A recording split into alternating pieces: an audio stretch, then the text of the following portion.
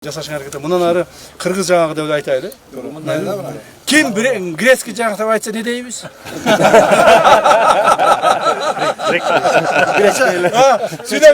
Индустриальный парк Silkway. Бұл Қырғызстанда бірінші жолы жасалған долбор. Бишкек шаарында 70 гектар жер аянтына құрылған индустриальный парк Silkway сода борборунун бірінші корпусу 2 қабаттан турат, 40 000 чарчы метр.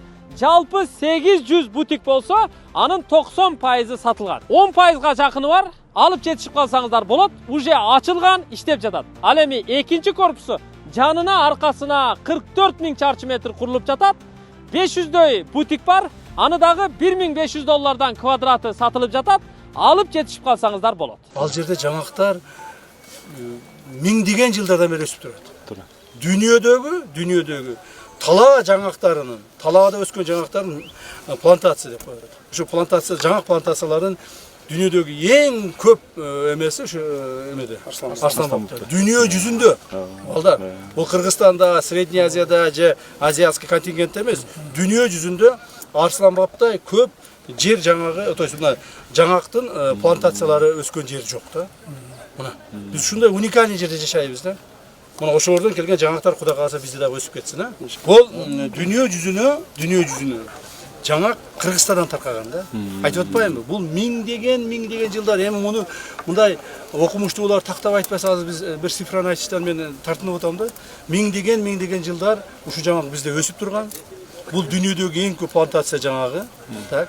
Анан ушул жаңактан тарап отуруп, дүнүйгө тарап отуруп, анан и грецкий да болду, и турецкий да болду, испанский да болду, и венгерский да болду. Ушинтип отуруп жаңактар тарады. Бирок на самом деле дүнүйгө бул жаңак бизден тараган, кыргыз жаңагы.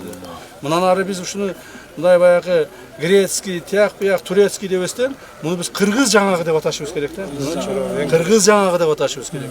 Айрыкча муну аташтын, муну кылыштын негизги маселе жергиликтүү бийлик органдары, мына губернаторлор, акимдер, МЧС, токой чарбалары, макулбу? Мындан ары мунуну грецкий, брецкий дебестен, бул кыргыз жаңагы. Өзүнүн аты менен кыргыз жаңагы деп айтышыбыз керек. Бул ошондо биз тарыхка кайтып келген болобуз. Ошондо биз тарыхка ошол өзүнүн баасын берген болобуз. Biz özümüzді қырғыздар өзіміз көтере албайбыз да. Ойлойбуз грецкий болса эле жакшы экен деп. Не? Кыргыз жаңы. Наоборот, гректер бизден алып барып туруп грецкий болуп атат. Бизден алып барып турецкий жаңак болуп атат. Бизден алып барып Кытайлар мына. Кытайда жаңак өскөн эмес, Кытайлар мына бизде апарып кыргыз жаңагын өстүрүп атат. Ушунун бардыгын мындай бренд кылып жасашың аракети. Мындан ары кыргыз жаңагы деп айтайлы. Ким грецкий жаңак деп айтса не дейбиз? Сүйлөштүкпү? Кыргызча иденттүүлүк, баалуулуктарыбызды эме кылып койдук да. Эме ылдыйга түшүрүп койдук да. Эми ошону карманышыбыз керек. Мындан ары карманышыбыз керек.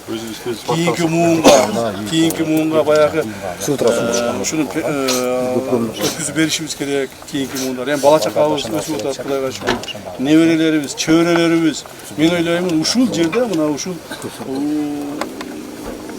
эмеде токойду. Ушул азыр эгип аткан токойубузда бир 20, 30, 50 жылдан кийин мен башкасын билбейм, мен точно мен неберелерим келип ушер ойнойт.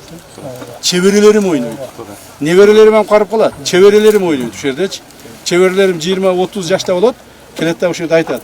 О, биздин аталарыбыз эккен муну, чоң аталарыбыз эккен деп мына баарыбыз айтат. Чоң аталарыбыз эккен дейт. Туурабы?